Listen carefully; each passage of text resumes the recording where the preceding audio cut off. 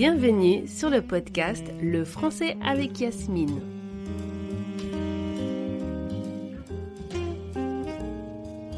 Je suis Yasmine Le Cire, professeure rebelle de français langue étrangère et fondatrice de l'école Island French. Une école qui offre des cours de français pour adultes dans le monde entier. Avec Le français avec Yasmine, je te propose d'apprendre et pratiquer le français sans te torturer ni t'ennuyer. Bonne année, bonne santé et plein de succès en français pour cette nouvelle année 2026. Je suis impatiente de commencer cette année avec toi. 2025, c'était mon année. Alors, je l'avais dit déjà en 2024. Donc, à la fin de 2024, j'ai dit 2025, ce sera mon année parce que 2024 avait été très compliqué. Et je te confirme que 2025, c'était mon année. Mais 2026 aussi sera mon année. Et pourtant, 2025, pendant les 6 premiers mois, ça a été très difficile. Ça a été tellement difficile que j'ai même voulu arrêter. Et je t'en parle en détail dans l'épisode 266. Mais 2026 sera mon année, j'en suis convaincue. Et si tu n'as pas encore écouté l'épisode 266, tu dois absolument le faire maintenant.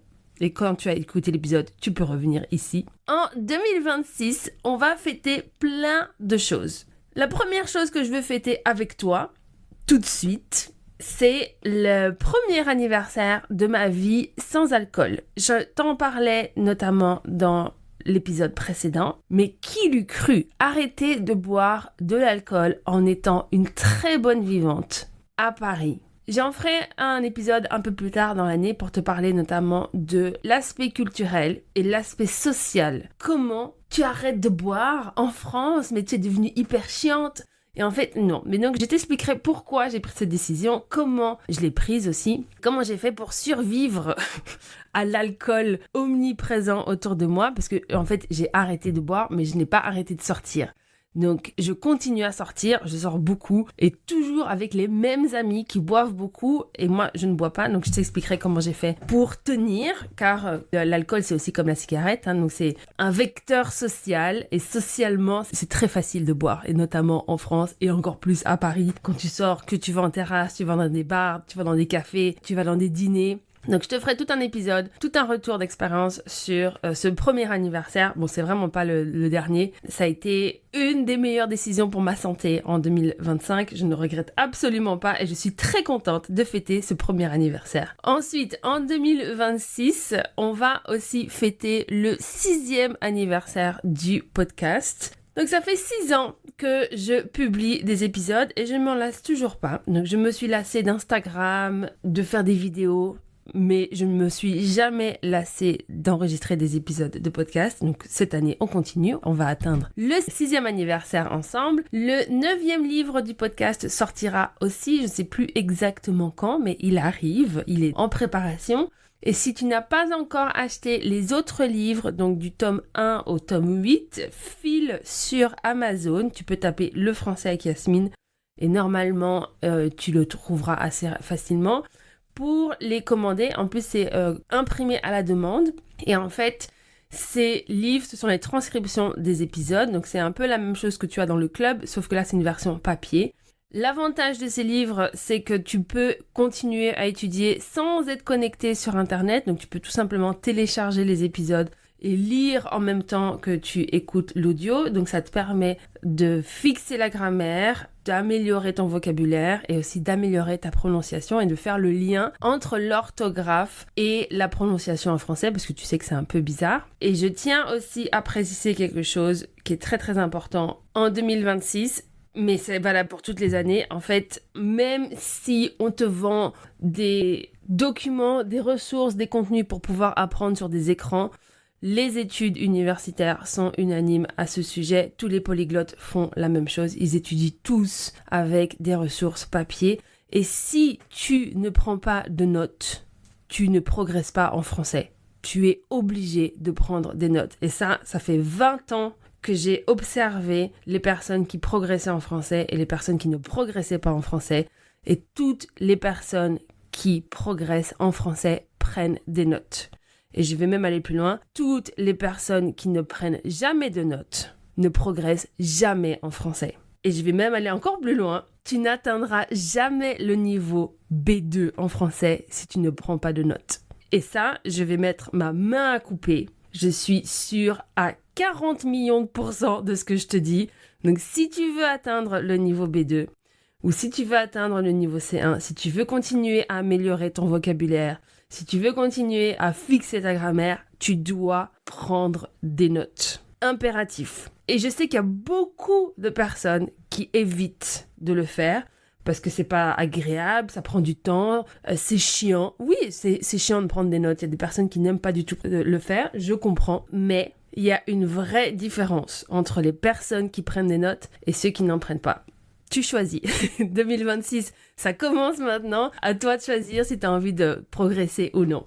Cette année, on va aussi atteindre l'épisode 300. Je pense qu'il va arriver autour de juin, juillet, septembre. Peut-être juillet, le 20 juillet, autour de mon anniversaire.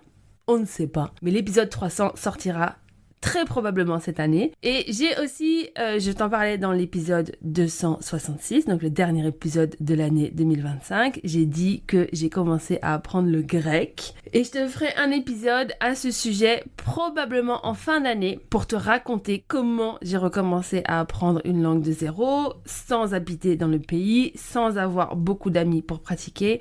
Et je peux déjà te dire que c'est très intéressant. J'aime beaucoup. C'était pas du tout prévu, mais c'est vraiment un voyage hyper intéressant, notamment apprendre une langue à 40 ans, alors que rien ne m'avait destiné à apprendre le grec. Mais comme je vais en Grèce chaque année, ben voilà, j'ai décidé de respecter les locaux et d'apprendre leur langue et c'est très très chouette. Il y a aussi un très grand lien avec le grec et la langue française, donc étymologiquement parlant c'est hyper intéressant. Et cette année, Bradley Cooper n'est pas encore venu et il est toujours sur la liste. Et pour ce faire, j'ai besoin de toi et de tes likes. Alors si tu aimes ce podcast, si tu aimes notre rendez-vous hebdomadaire et si tu veux que ce podcast continue à exister et que Bradley vienne un jour, tu dois m'aider à ce qu'il soit visible. Moi, je ne peux pas le faire. J'ai déjà mis des petites étoiles, mais c'est pas suffisant. Donc, tu dois m'aider pour qu'il soit visible et tu dois mettre des petites étoiles sur ta plateforme de podcast préférée. La mienne, c'est Spotify, mais toutes les plateformes de podcast se valent. Ça te demande moins de 10 secondes et ça change tout pour le podcast.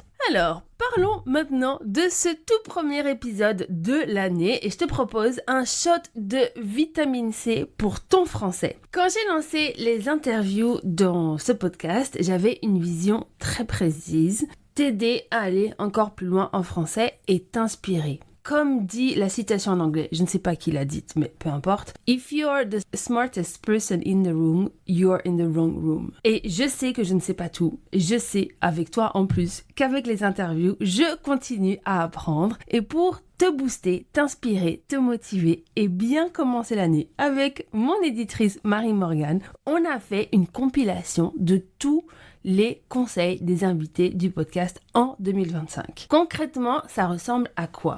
À la fin de chaque interview, je pose toujours la même question. Si tu avais un conseil à donner à une personne qui apprend ou qui veut apprendre le français, que dirais-tu ? Et cette question peut paraître simple et je dois t'avouer qu'à chaque interview, je suis émerveillée. Premièrement, car à chaque fois, les réponses sont différentes et deuxièmement, elles sont toujours très originales. Les conseils ont été montés en audio les uns à la suite de l'autre, sans interruption, mais, si tu veux savoir qui a dit quoi dans quel épisode, il faut être membre du club de Yasmine, car pour les membres du club, dans votre espace membre, en plus maintenant c'est le nouvel espace membre sur System.io, normalement, tu as dû recevoir un mail car j'ai migré de Kajabi à System.io. Donc, dans votre espace membre, vous allez trouver votre transcription, toujours au format PDF, imprimable. Je recommande de l'imprimer. Et avec mon équipe, on a ajouté dans l'ordre les noms des invités, évidemment le numéro de l'épisode, pour que tu puisses aller l'écouter ou le réécouter. Et aussi, dans le club de Yasmine, il y a des épisodes privés Et ce sera le cas de l'épisode de la semaine prochaine. Donc si tu veux avoir accès au nom des invités de cet épisode de cette semaine et avoir accès aux épisodes privés, tous les épisodes privés et celui de la semaine prochaine, rejoins le club sur lefrançaisavecyasmine.com/club. Il y a plein d'autres choses incroyables quand tu t'inscris, comme la newsletter en français, l'accès à la communauté sur Discord et plein d'autres choses incroyables. Mais en attendant, je te laisse avec les meilleurs conseils de mes invités dans ce podcast. Prépare tes notes, ton stylo, ton cahier et c'est parti. Bonne écoute. J'ai une question que je pose à tous mes invités. Si tu devais donner un conseil pour une personne qui a envie de progresser en français ou qui apprend le français, quel est le conseil que tu donnerais? Juste un. Un conseil. Un conseil à donner aux personnes qui apprennent le français. Quel serait le conseil? Un seul conseil. Quel serait-il? Ah, un seul, parce qu'il y en a beaucoup, hein. Il y a beaucoup de conseils. Alors bon, c'est vrai que l'apprentissage d'une langue, c'est toujours quand même quelque chose de difficile. C'est toujours compliqué d'entrer dans un nouvel univers linguistique, culturel. D'autant plus quand il y a un enjeu. En fait, avec le français professionnel, ce qu'on se rend compte, c'est qu'il y a un enjeu derrière, parfois un enjeu vital. Alors, le conseil, la persévérance, en fait. Ne jamais relâcher les efforts et puis toujours croire en soi. Parce que il y a toujours des difficultés, évidemment, quand on apprend une nouvelle langue. C'est parfois compliqué. Parce que vraiment, je leur dirais, c'est de toujours persévérer, de croire en soi et en ses capacités. Il faut juste s'amuser. Oui, les meilleures méthodes sont les méthodes qui plaisent, quoi, qui te plaisent. Ouais. Par exemple, regarder des films, oui, écouter de la musique. Ce sont des trucs que nous faisons très souvent de toute façon. On peut juste les faire en français. Et comme ça, on fait d'une pierre deux coups et on peut apprendre une langue en vraiment s'amusant. Donc, c'est pas vraiment le verbe quand il s'agit d'apprendre une langue étrangère, ça devrait pas être étudié. Étudier, c'est peut-être un faux ami à mon avis, oui, parce que on n'est pas en train d'étudier quand on apprend une langue étrangère. Ça a l'air trop sérieux, quoi. On s'amuse. Oui, c'est un processus beaucoup plus amusant que ça. Écouter des podcasts. C'est écouter des podcasts parce que avec les podcasts, ton oreille vraiment s'habitue au mot. Avec les Français, c'est ça la difficulté. Et c'est habitué à les sons, à les mots, parce que c'est la difficulté avec les Français, c'est ça. Alors, si tu habitues ton oreille, ça va devenir un petit peu plus facile, on va dire. Et c'est une question aussi de les faire régulièrement. Il faut être constant, il faut mettre l'effort, mais je pense que écouter des podcasts, c'est très très très bien. Pratiquer. Mais ouais, c'est évident. C'est évident. Après, si c'est qu'un seul, c'est ça. Après, je peux te dire la persévérance, parce qu'une langue, c'est long. Il y a des choses, ça s'apprend rapidement. Il y a des choses, c'est plus long. Et pour avoir de la persévérance, il faut avoir quoi? Il faut avoir de la motivation. Si tu t'emmerdes, tu ne vas pas persévérer. Donc, faites des choses qui vous plaisent. Et même si c'est pas peut-être les plus efficaces à court terme, continuez à faire les choses qui vous plaisent. Si un film, il n'est pas de votre niveau, c'est un peu trop difficile, mais c'est la série, on va dire, plutôt la série que vous avez envie de regarder, regardez-la. Parce que si vous regardez une série qui est plus de votre niveau et qui serait mieux en théorie, mais qui vous fait chier, le problème, c'est que vous n'allez pas la regarder. Et si vous n'allez pas la regarder, vous allez arrêter d'apprendre. Et si vous apprenez pas, vous n'allez rien apprendre. Donc, il vaut mieux apprendre plus lentement, mais continuer. La persévérance. Alors, dans le monde d'aujourd'hui, le conseil que je donnerais, c'est génial, Duolingo, mais vous n'apprendrez jamais une langue sans un humain derrière. Vous n'apprendrez jamais la culture et les nuances sans une vraie personne. Et vous n'aurez jamais la connexion à la langue et la culture sans une personne, sans une immersion dans un cours, dans la communauté. Je pense que l'apprentissage des langues est menacé par l'IA. Et vraiment, bon, il y a des progrès et l'IA avance d'une manière vraiment impressionnante, voire effrayante. Mais je pense que ça ne pourra jamais être complètement remplacé. Pensez à ramener un humain dans l'équation. C'est la pratique. Ouh. C'est la pratique.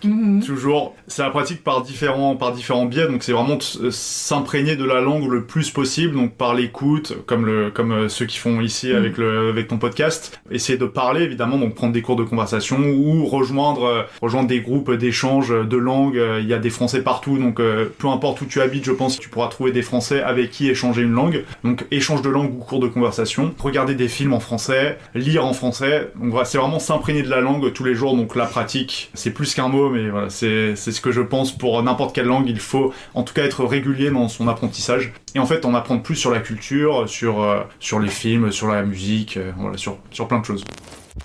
C'est regarder les films avec les sous-titres dans la langue aussi. Alors, t'es bombardé. T'as l'audio original et puis t'as les sous-titres aussi. Et pour moi, c'est après la musique, ça c'est mon astuce préférée. Il faut ne pas avoir peur de se lancer parce que la pratique, ça reste un des trucs les plus importants. Et pour peu qu'on soit entouré de gens bienveillants, il faut se lancer, puis il faut essayer, il faut parler, même si t'es en train d'apprendre, même si tu vas faire des erreurs. Il faut se lancer, il faut y aller, puis il faut pas avoir peur du jugement parce que quand t'es en train d'apprendre une langue, t'es déjà en train d'en faire beaucoup plus que beaucoup d'autres gens. Ne pas avoir honte, se lâcher, je dirais ça. Parfait. L'input est essentiel et que si on passe beaucoup de temps à écouter, à lire, ça va aussi avoir une grande influence sur notre faculté à nous exprimer. Donc, il ne faut pas se dire « je suis trop timide, j'ai personne avec qui parler, je ne peux pas apprendre la langue ».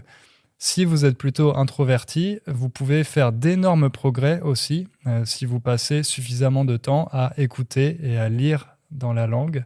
Moi, j'ai très souvent des témoignages de personnes qui me disent « j'ai écouté tous les épisodes du podcast et maintenant j'ai moins peur pour parler parce que sans savoir vraiment comment mais les phrases me viennent ». Après, c'est sûr qu'il faut quand même continuer à pratiquer pour créer des automatismes et aussi pour toutes ces questions de confiance en soi. Mais il ne faut pas sous-estimer l'impact de simplement passer du temps avec la langue, à l'écouter et à la lire. Tu veux continuer cette conversation avec moi? Je te donne rendez-vous sur le site de l'école ilearnfrench.eu. À bientôt!